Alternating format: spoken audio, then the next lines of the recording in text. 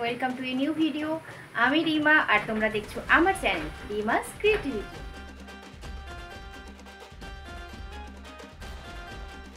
Video শুরুতে সবাইকে জানাই গণেশ চতুর্থীর অনেক অনেক শুভেচ্ছা এবং ভালোবাসা। আশা করছি সকলেই খুব ভালো আছো আর আমিও ভালো আছি। তো গণেশ পুজো শুরু হয়েছে মানে শনিবার দিন। তো শনিবার দিন আমার যেহেতু নাচের ক্লাস ছিল সেজন্য সেদিনকে গণেশ ঠাকুর দেখতে যেতে পারিনি। নাচের ক্লাসে আমাদের ছোট করে টিচার্স ডে সেলিব্রেশন হয়েছিল, সেটাই তোমাদের সাথে শেয়ার করেছি।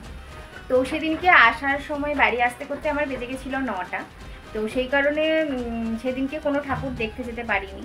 তো ঠাকুর দেখতে বেরোচ্ছি হচ্ছে গিয়ে আজকে রবিবারে। তো শনিবার দিন শুধুমাত্র একটা জায়গায় ভোগ দিচ্ছিল, সেখানেই শুধু ভোগ নিয়ে এসেছিলাম, সেই লাইনটাই দিয়েছিলাম। আর কিছু ভিডিও শেয়ার করতে পারিনি যেহেতু অত রাত হয়ে গেছে, অত রাতের পর আর ঠাকুর দেখতে যাওয়া সম্ভব নয়। আর তারপরে রবিবারে আজকে সন্ধেবেলায় এখন আমরা বেরোচ্ছি, তার জন্য রেডি হয়ে গেছি।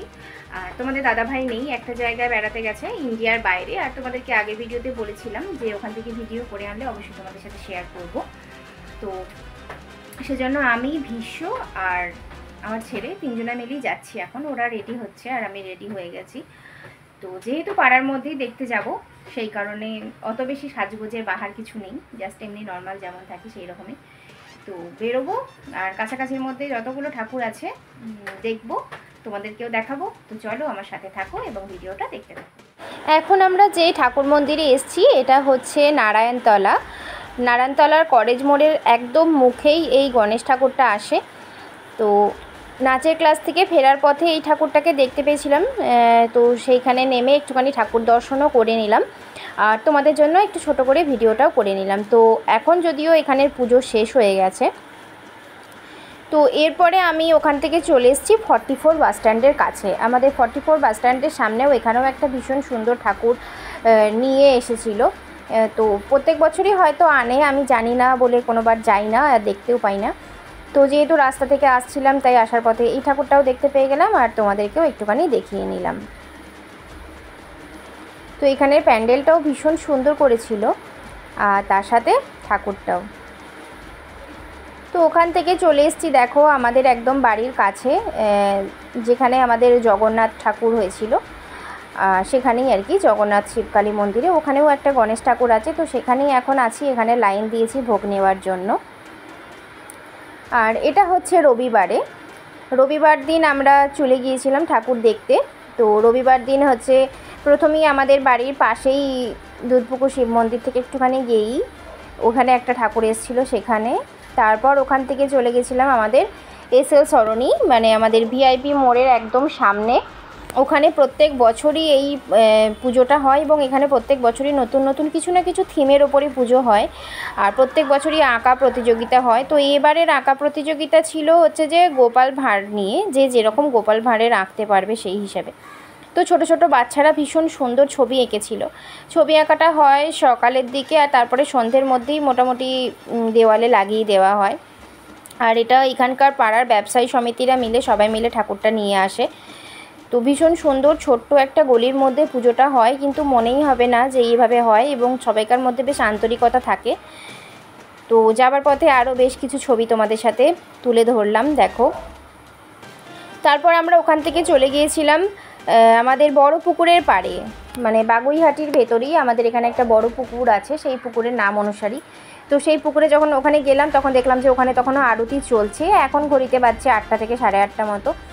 তো সেই তখন ওখানে এটাও রাস্তার ওপরেই পুজোটা হয় একদম পুকুরের পাড়েই। আর এখানকার হচ্ছে মহিলা সমিতি সবাই মিলে এই পুজোটাকে করে।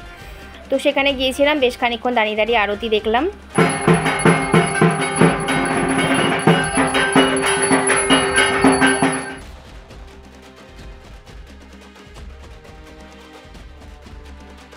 ওখান থেকে ঠাকুর দেখে দেখো এখন আমরা চলে এসেছি আরও একটা প্যান্ডেলে, সেটা হচ্ছে আমাদের অশ্বিনীনগরের কাছে, অশ্বিনীনগরের একদম সামনে। এটাও রাস্তার ওপরেই হয়। প্রত্যেক বছরই পুজোগুলো বেশ ধুমে হয়, কিন্তু এবছর জানো তো সবাইকার মনের মধ্যে একদমই পুজোর রেশ নেই, মানে সেই আনন্দটা যেন কোথাও খুঁজে পাচ্ছি না যতক্ষণ পর্যন্ত না জাস্টিস পাওয়া যাচ্ছে। তো সেই হিসেবে সব পুজো মণ্ডপগুলোও বেশিরভাগই ওই টিমটাম করেই পুজো হচ্ছে আর কি। তো সেই জন্য ঠাকুর দেখতে যাওয়ারও সেরকম ইচ্ছা ছিল না, কিন্তু যেহেতু ছোট বাচ্চা আছে সে এবং তা সে কান্নাকাটি করছিল সেই কারণেই একটু গিয়েছিলাম। আর তোমাদের সাথেও এই ফাঁকে শেয়ার করা হয়ে গেল। তো ওখানে ঠাকুর দেখার পরে দেখলাম যে ওখানে একটা ছোট করে অনুষ্ঠান হচ্ছিল গানের, তো সেই জন্য বেশ খানিকক্ষণ দাঁড়িয়ে দাঁড়িয়ে একটুখানি গানের অনুষ্ঠানটাও আমরা দেখে নিলাম। একজন শিল্পী এসেছিল, আর আমাদের এই ক্লাবটার নাম হচ্ছে অশ্বিনীনগর ফ্রেন্ডস অ্যাসোসিয়েশন ক্লাব।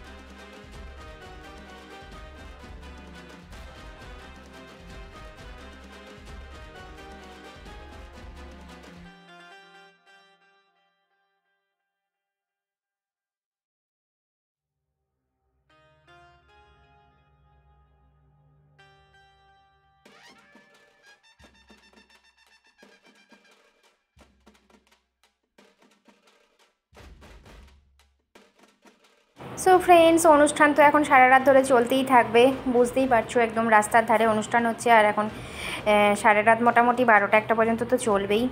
তো চলো, আজকের ভিডিওটা এখান পর্যন্তই ছিল। তোমরা সবাই খুব ভালো থেকো, সুস্থ থেকো। নতুন কোনো ভিডিও নিয়ে খুব শিগগিরই আসছি তোমাদের কাছে। আর আমার চ্যানেলে যদি কোনো বন্ধু নতুন হয়ে থাকো, অবশ্যই আমার চ্যানেলটাকে সাবস্ক্রাইব করে পাশে থেকো, যাতে আমি নতুন কী ভিডিও দিচ্ছি সব থেকে প্রথমে তোমাদের কাছে পৌঁছে যায়। তো চলো, টাটা, বাই বাই।